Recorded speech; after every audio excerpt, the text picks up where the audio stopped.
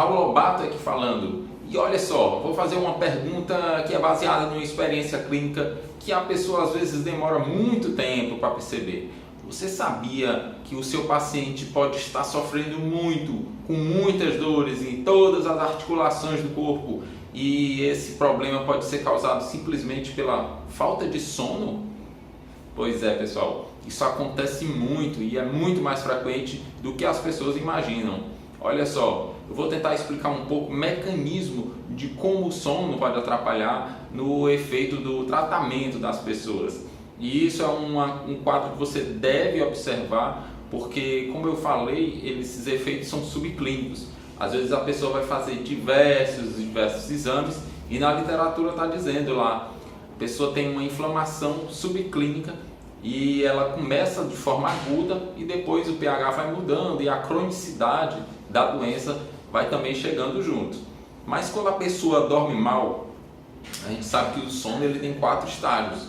O quarto estágio do sono é chamado REM, que é o REM, ou Rapid Eye Movement, ou seja, aquela fase onde os olhos dos pacientes ficam se movimentando de forma muito rápida. Na verdade, como isso acontece com todos nós, os nossos olhos, quando estamos no quarto estágio de sono, eles se movimentam muito mais rápido. Então, nesse estágio de sono, as pessoas começam a se recuperar. É o verdadeiro estágio de recuperação do corpo. Então, os hormônios começam a ser rebalanceados, o sistema de distribuição das calorias que a gente consome no dia a dia vai ser distribuído pelo corpo e os hormônios vão começar a ser balanceados também.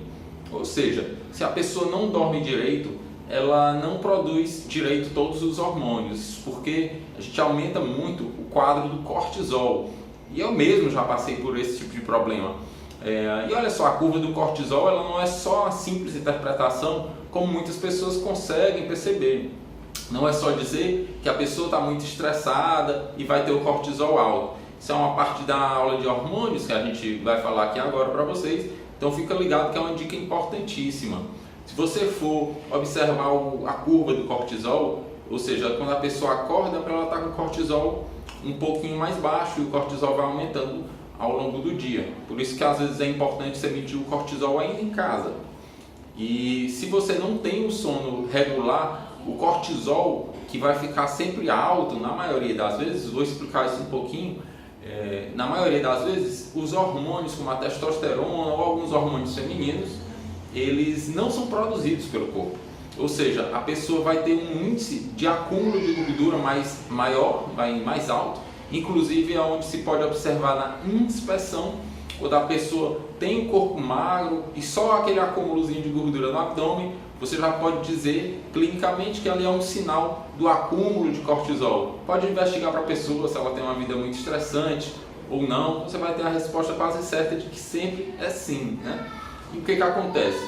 O cortisol, quando o corpo está num nível de estresse muito grande e ele se mantém elevado durante muito tempo, ou seja, se a pessoa tem um pico de cortisol e esse cortisol se mantém elevado por muito tempo, ou seja, aquela pessoa que ficou estressada por muito tempo. Chega uma hora que a suprarrenal, que são as glândulas que vão produzir esse hormônio do cortisol, elas simplesmente param. E se elas param, o cortisol para de ser produzido, praticamente para de ser produzido, ele vai cair lá para baixo de 4, às vezes 2, no caso muito crônico. E aí nesses casos, o cortisol da pessoa está baixo e aí a pessoa que não sabe interpretar direito o exame vai dizer que a pessoa está no nível de estresse ótimo, que está sem estresse, quando é o contrário. Ela já produziu tanto o cortisol, já produziu tanto que as suprarrenais simplesmente entraram praticamente em falência. E se elas entraram em falência, o cortisol deixou de ser produzido e ficou no nível muito baixo. E isso aí é uma coisa que deve ser tratada. Tem tratamentos, inclusive com essa parte hormonal, ela é realmente um quadro reservado para médicos, mas é imprescindível que o fisioterapeuta saiba disso, porque senão ele não consegue tirar todas as dores do paciente. Então, às vezes, aquela paciente que chega com uma queixa de dor lá da ponta do cabelo até a ponta do dedão, aquela paciente que tem dor pelo corpo inteiro, todas as articulações, que ela diz tudo dói, dói aqui, dói ali, dói aqui. isso aí é o sinal de que a pessoa tem uma inflamação generalizada, subclínica, muitas vezes aguda, né? E dependendo do estágio, pode ser crônica, né? Vai ser aguda ou crônica, dependendo de um tipo de classificaçãozinho bem específico. A gente também fala na fisioterapia digestória. Então, fica aí a dica de como você correlacionar o sono, como você avaliar o sono do seu paciente para saber se você vai conseguir tirar aquela dor bem mais profunda, bem mais marcante, né? E manda as dúvidas, manda e-mail, manda direct, entre em contato aí e a gente vai responder o seu contato, tá certo? Valeu, pessoal, um abraço.